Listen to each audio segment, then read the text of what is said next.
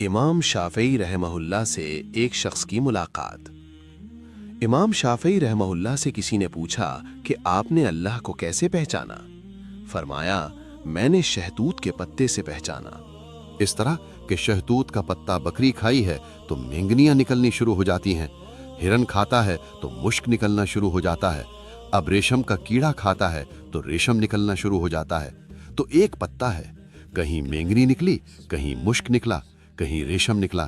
یہ پتے کی طبیعت کے اوپر کوئی بنانے والا ہے کہ کبھی یہ بنا دیا، کبھی وہ بنا دیا۔ میں نے اس حقیر سے پتے سے خدا کے وجود کو سمجھا۔ اگر آدمی سمجھنا چاہے تو ایک پتے سے خدا کے وجود کو نکال سکتا ہے، اور نہ سمجھنا چاہے تو انبیاء علیہم السلام ہزاروں دلیلیں پیش کر دیں، رات دن معجزے دکھلائیں، نہیں سمجھتا۔ ابو جہل کو نہیں سمجھنا تھا، مرتے دم تک نہیں سمجھا۔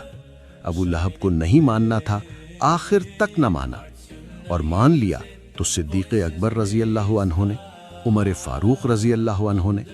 جس نے مانا تو کوئی صدیق بنا، کوئی فاروق بنا، جس نے نہیں مانا تو کوئی ابو جہل رہ گیا، کوئی ابو لہب رہ گیا۔ معلوم ہوا جب آدمی نہیں ماننے پر آتا تو پیغمبر بھی نہیں منوا سکتے، اور ماننے پر آتا ہے تو شہتوت کے پتے سے خدا کی پہچان ہو سکتی ہے۔